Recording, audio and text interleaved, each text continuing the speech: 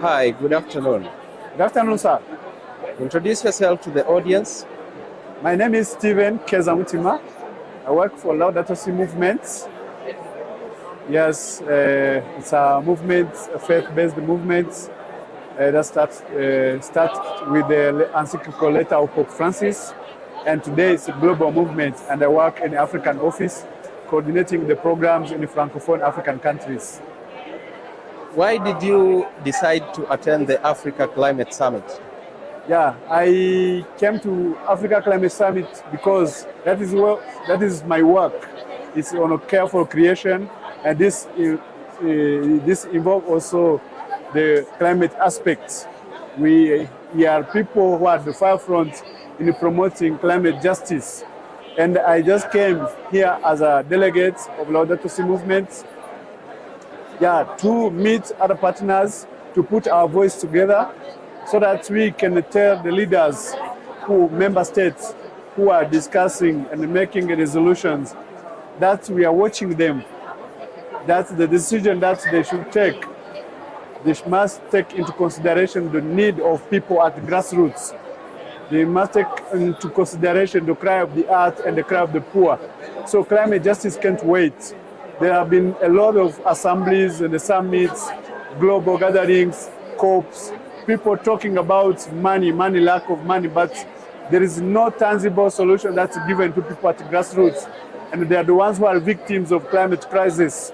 So it should not be about money. Now we need concrete action to be done. So that is why we are here, because climate justice matters to us. Great. According to you, from where you sit, what are some of the climate challenges facing Africa, and how can these issues be addressed?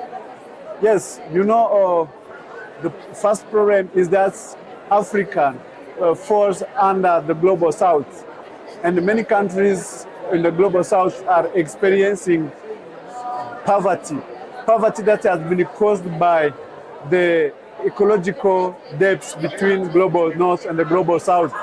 We are aware that many countries of both became rich because of exploiting and extracting a lot of resources from Africa.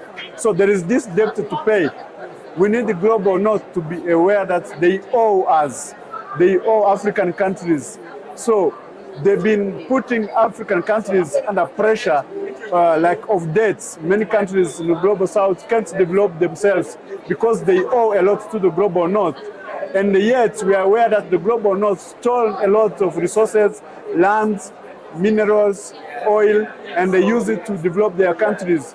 This is their time that they should accept and acknowledge that they owe us. They should not consider debts that Africans owe them. This is one that's causing poverty in Africa. Second is that there is a lot of droughts, there is a lot of pollutions that have been causing disease in many parts of the world, including global south. And we find in hospitals, we have many people who are lying in those hospitals because of effect of pollution, lack of water, or polluted water caused by the project of the fossil fuel industry, the project that have been happening in Africa. The countries in the global north, many have stopped extracting oil in their countries, but they decide to come and do it in Africa, and they leave wounded the earth, and they leave those impacts and the effects in the communities. And we are aware that where the oil, gas is extracted, there is no clean water we have there. Places become deserts. There is no plants no food you can plant. And therefore, we live in a land which is not fertile. There is no food we produce there. And this is how we are dying. So today we are here as a people of faith to tell them that causing the cry of the earth and the cry of the poor, causing this climate impact in our countries, and with the poverty that we have, where people can't help themselves, can't afford hospitals and medicine, can't afford even education because of that project that they are bringing to Africa. Today we are underlying that these projects, these multinationals, companies coming to dig oil in our countries are the ones causing a lot of problems. We have project happening in Uganda and Tanzania, the East Africa oil pipeline And this is a big, huge crude that is going to channel oil from Uganda and Tanzania, heating beyond 50 degrees Celsius. And this is going to increase on the heat wave that we have in our countries today, with a lot of social injustice that happen around, by evicting people, by cleaning up many biodiversities in those forests so that we can give way to the oil. This is brings also issues of corruption in those areas, the issues of governance. So it's affecting, it is a multinational dimension. It's connected to many issues that we are experiencing. It's connecting to politics and the leadership. So we are here to raise all this voice because nobody's talking about it. People are talking of language that common people in the communities, victims are not understanding. Not everybody were given opportunity to come to KICC for this Africa Climate Summit. So we are here as a voice of voiceless. We are here as a voice of people, especially people of faith, because majority of people in the world belong to a religion somewhere. And I believe when people who are discussing, even these leaders, they believe to some faith. So we are here praying even for them so that they can be guided by the Holy Spirit in the decision that they're going to make. Let them understand that we can have billions, we can do all these dirty projects by wounding our earth, by causing the chaos in our earth, by creating climate crisis. But it is until there will be no food to eat, there will be no food to buy in the market, it's until our land will not be producing, it's until our rivers will be empty or dirty or polluted, it's until everybody will put mask on their nose, not because of COVID-19, but because there is no fresh air to breathe. It's until everything will be down. Then people will know that we can't eat money and we can't drink oil. That is why we are here. All right, thank you so much, sir, for your time. Really appreciate. Thank you so much. Good afternoon. Good afternoon. What is your name? My name is Rukia Hamis. I'm with the 50 Africa. And what the 50 Africa is, we are a climate justice organization. We support advocacy work across the continent. So groups that are working on climate advocacy, climate adaptation, working on community rights, we support that. Normally we work on campaigns that stop new fossil fuel projects from being put up in countries. So right now we have campaigns like the Stop Eco campaign, which is Stop the East African Crude Pipeline. We work in the Fossil Free Virunga campaign as well, which is in stopping the oil drills in the Virunga National Park, which is the Amazon of Africa, and other campaigns that are in the region. Well, from where you stand, what are some of the climate challenges facing Africa and how can they be addressed? I think the major challenge is we are the least contributors, we're the least prepared, and we're the ones who are suffering the most. That's the most way I can summarize it. Like, we're struggling. We haven't contributed to the climate crisis. We emit less than 4% of the carbon emissions in the world, but yet our countries are getting famine, massive flooding. Water infiltrate. Our water is contaminated because of water salt intrusion. So we're struggling in that way, but we're not prepared to adapt to that challenge at the moment. What do you think can be done to address those challenges? I think a lot of partnership is needed. A real sustainable partnership, no partnership which is exploitative. So partnership with people who really understand sustainable needs of the African continent. Also partnership with people who understand that the continent can move away from fossil fuels, that fossil fuel isn't a priority for our continent at the moment. So we need some people who will come with us to the journey where we want to transition, move us to where we need to be, at the same time protecting our communities and putting our communities first. Okay, what are the kind of regulatory frameworks that need to be put in place to ensure that at least Africa attracts foreign investors who are coming to partner with us to achieve the goals? I think the issue isn't that we don't attract foreign investors. We attract a ton of foreign investors. Because I think if you see most of the African countries, the GDP is massive. If we're good at partnering, Africans travel worldwide.